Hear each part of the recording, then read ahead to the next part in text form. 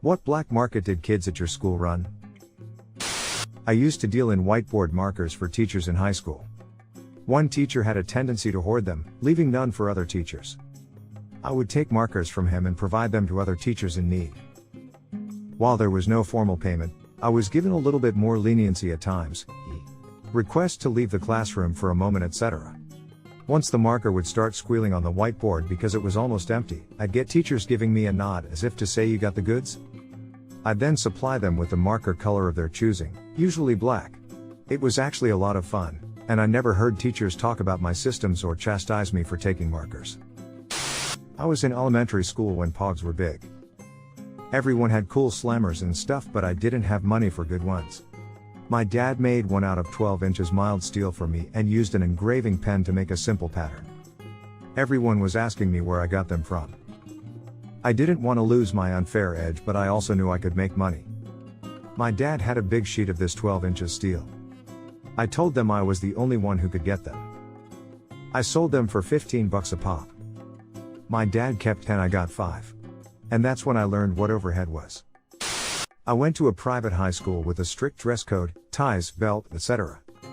So I bought a bunch of ties and belts from a thrift store and ran a lucrative rental business out of my locker. Locker accessories such as carpets and magnets. Used to crush up warheads and mix them with sugar. Sold them by the straw with the ends melted. 50 a piece. I don't know if this counts, but me and my brother would take money to beat all the challenges in GoldenEye 007 for N64, so people got all the cheats. The invincibility challenge was the toughest. I used to sell Coke, the drink, because they didn't allow fizzy drinks to be brought in. I have family in NY and would go visit a couple times a year back in high school. Every once in a while we'd visit Chinatown in NYC and I'd end up buying $100s worth of fake watches, Rolex, Tag, Gucci, etc., return to school and sell them for double than what I paid for them. Pokemon cards we would hide under playground equipment and trade them because the teachers would take them if they saw them. So we always set up deals in class and created a whole Pokemon card trading network.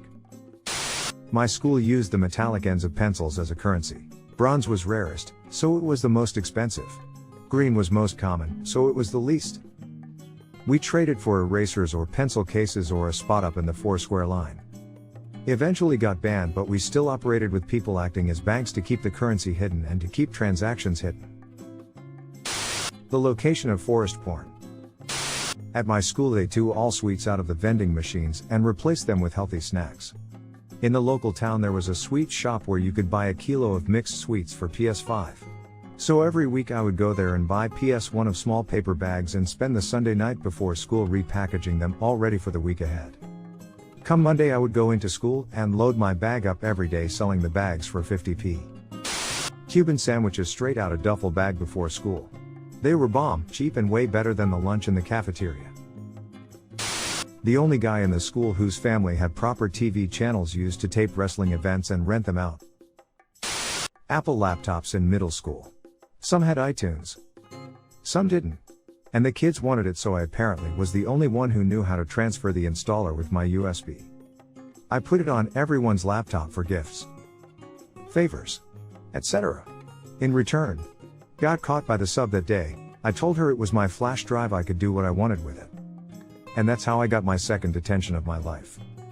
Edit gifts were typical middle schooler shit: Yu-Gi-Oh cards, fruit snacks, best food trades during lunch, gain in popularity and hang out with the cool people. Obviously they were taking advantage of me, but I didn't mind. When I was in the 6th grade, a teacher sold candy in between classes at marked up rates. A student decided to undercut her. That put an end to all candy sales. In high school, this guy sold socks in the hallways. These little game coupons that our teacher gave out for winning class quiz games. Right when people were starting to get scanner sprinters in their own homes, some kid made copies of his coupons and sold or traded them to other students. Edit: since I have some people asking what the coupons could be traded for, it was usually a piece of candy or a pencil with a fun print or something similar. I think the kids ended up getting caught like 2 weeks into the scheme. Edit 2: a lot of people are comparing this to Diary of a Wimpy Kid, which I've heard of but never read before. I think kids are just clever and do this kind of thing on their own, because a lot of people in the replies had similar things happen in their own schools as well. I don't know if this is where the kid got his idea or not, but this may have been before those books came out. Silly bands. I remember a kid made like $50 one day. I had the principal secretary's handwriting down and used to sell hall passes for $1 each. Made a killing. Edit, I don't really know how much I made, but it was in the realm of $5 a day. Sometimes I went dry because you needed the actual pass paper, but I finally figured out how to get into the supply closet, slide the student ID by the latch bolt. I only took a few pads at a time so they wouldn't get suspicious. Edit 2, I could also forge my mother's signature. Did it so well that when I brought in a note from her that she scribbled on the dash, they called her to confirm. MP3s and CDRs were just becoming available. A guy I knew made a killing on mixed CDs. Every week he circulated forms to fill out, where you selected the songs you wanted on the CD. The newest hits were on the top, and changed weekly. The rest of his library filled the rest of the form, and there was a space for requests. He'd deliver your disc the following week. He seriously made bank for a couple of years until everybody started getting their own songs from LimeWire or whatever. I don't know what he's doing now, 20 years later, but I don't doubt he's successful. Edit, just as a bit of an aside, since a few responses have mentioned LimeWire, when this guy started doing it in HS, the only real avenues for music sharing were Usenet groups and IRC. Nintendo games. Some kids sold them off for like 10 or 15 bucks a pop. I don't know where he got them from, but he said he just told his dad what he wanted and his dad would get it for him. He'd ask for the same ones over and over and it didn't matter, he'd end up with 5 copies and he'd just sell 4 of them. Either the kid was the most spoiled brat in history, or his dad was straight up stealing them anyhow. Slap bracelets. Small southern town with just a Walmart and 1 or 2 small clothing stores that carried them. Anyone who went out of town to do clothes shopping or because their parents worked there would come back with bracelets we couldn't get here, so a little black market popped up.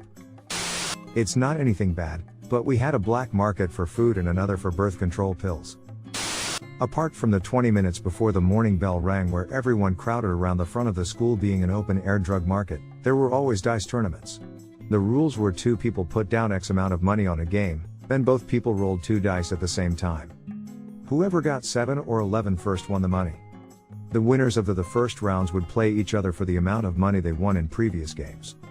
This went on until the bell rang, or it was broken up by school administrators. Things often continued in the afternoon after school let out. So many people got detention and suspended for repeat gambling. Looking back, it was hilariously stupid how much money was won and lost on a game of pure luck, and the sheer number of people who got in trouble for it. Yes, I was one of them. This girl Danielle convinced my best friend and I, along with some other people, that she could forever change the taste of saliva in our mouth. So that our saliva would taste like watermelon, cotton candy, bubble gum, etc. forever. She made us wait a couple days, but could really think about what flavor we wanted in our mouth forever. For example, she would tell us, "Are you sure you always want everything you eat to have a hint of watermelon?" Anyways, after a couple days and we picked a flavor, she charged us money. I can't remember how much, but it was probably $0. 50 or something. She made us chew on all this crazy stuff like paper clips, erasers, and other things. Obviously our saliva never changed flavor and she stopped this. But I worked at Starbucks a couple years ago in my hometown and she came in and didn't even recognize me, and all I could think about was how that girl had me chewing on paper clips. I would buy 6 packs of soda for $1.79 and resell the 6 sodas for a total of $3. 2 years ago I was a sophomore in high school, and freshmen weren't allowed to go off campus but everyone else was. So I'd take orders, go to the local fast food shops, and get the goods. I'd up the price by about $2 and ended up making about $200 a month. Edit, $200 a month folks, not per year. The swim team or something was selling these fundraiser lollipops and they were insanely popular. I found the website on the wrapper and discovered I could buy my own way cheaper. I could also buy only the popular flavors. So I had only the best flavors, and I could undercut the actual fundraisers by a quarter, still making over 100% profit. I quickly became a top seller and made bank until the copycats started popping up. Banana chips were 25c in the vending machine in middle school. I always went to school early, so I always ended up buying all of them and selling them for 50c a bag. I know people at my school sold weed and pills and got busted.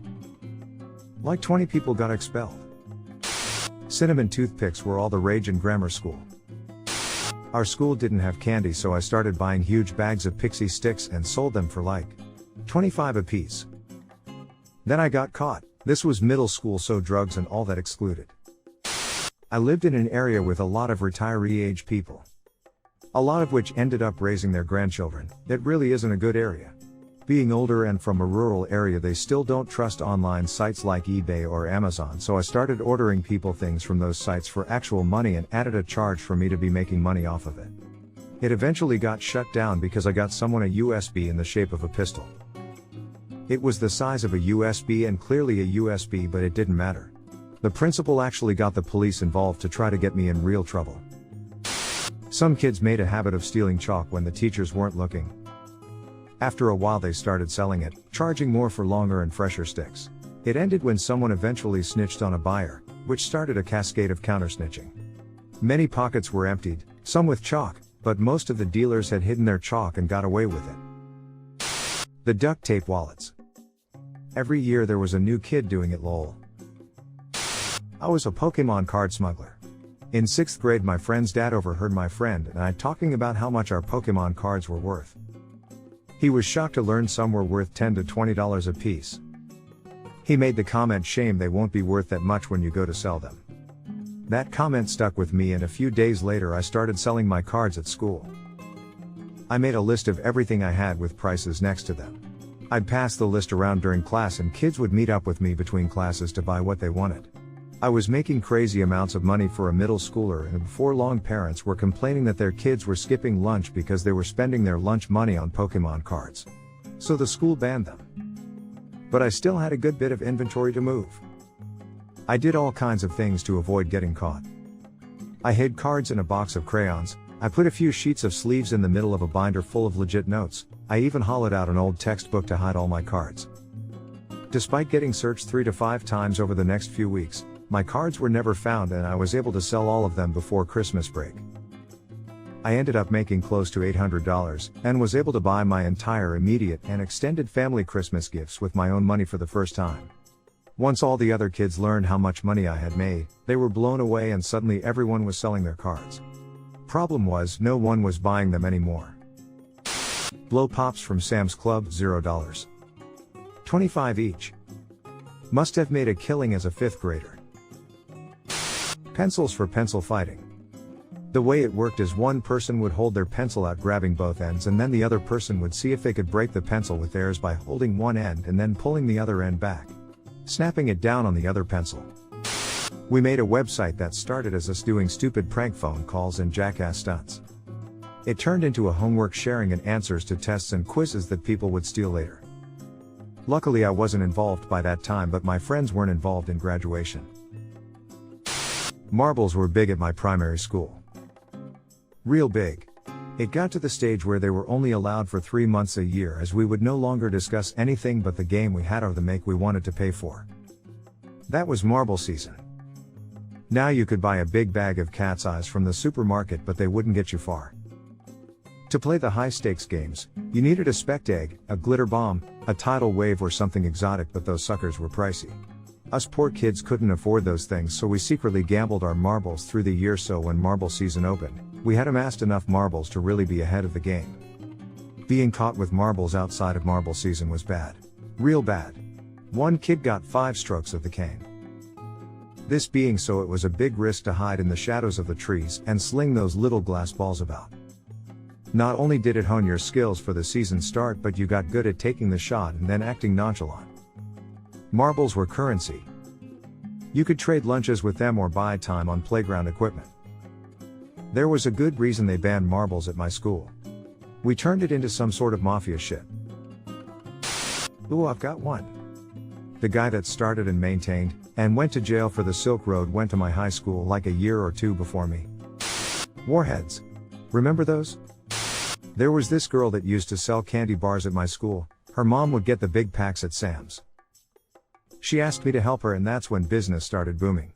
We were making $50 to $100 a day just hustling in the hallways and in gym. Unfortunately she got caught and they shut us down. I used to run a pro wrestling merch hustle when I was in middle school. I was obsessed and would sell figurines at an incredibly marked up price and use the proceeds to buy wrestling DVDs. They took out the pop machines in high school. So I started selling pop out of my backpack for $1 a can. My mom won a year's supply of double stuffed Oreos. I sold them in Ziploc bags while in 4th grade to everyone I could, even teachers. My mom thought my friends were eating them all. Me and my best friend sold packs of gum in middle school. We'd make around $30 a day and the teachers were going crazy trying to find where all the gum was coming from. As model students they never suspected us. Live fish. Some Asian kid would walk around school with a few live pet fish in his school bag and sell them. Pop rocks in the late 70s. Kid drove 40 miles from Alabama to Catholic school in Georgia and got M and L and doubled the price in GA. Sister Charles broke up the ring before we could find out if drinking Coke and eating Pop Rocks blew up your stomach. In my primary school we had some disabled kids and they had these special crayons that wrote really well, so some kids would steal them and trade them for Pokemon cards and random toys. My grandpa taught me how to crack the protection on DVDs and burn them to blanks. I would buy the 100 packs of blanks for like $20 to $30 and sell the movies for like $5 each. I thought it was gonna come to an end when someone brought it up in front of a teacher. Turns out he wanted movies too. I was the snack plug in my freshman year. Sold Little Debbie snacks and bottles of soda. Put this other kid put of business and he threatened to kill me during lunch. Told him he'd be doing me a favor. Pink eye. $5. In middle school, you could come to school with pink eye and make a lot of money off of kids who wanted to miss a test. Kid would just stick his finger in his own eye, and then in yours. There's a town butcher who has the best beef jerky I've ever tasted. His son would bring packs of it in his bag in high school and sell them to other kids. These Hispanic kids in my school brought a bunch of Mexican snacks to class and sold them for cheap. Those mango lollipops with the chili powder on them, or whatever it is, were the bomb. Actually, I happened to have a hustle. My friend lived in New Orleans, she moved away from my state and came up to visit. It was just Mardi Gras, and she had a whole trunk full of beads. She gave me an entire bucket of them because they literally were in over their heads. I marketed them at school as authentic beads from the real Mardi Gras and kids were paying $50 for one of them. I should have majored in business instead of becoming an art student. A friend of mine made glass candy with her mom of all different flavors that was fucking phenomenal. She sold it off for 50 cents a bag and made a killing for a good while.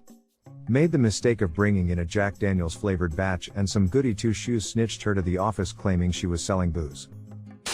In grade 2 we had a snowball store. You'd trade in cool snowballs for cool snowballs.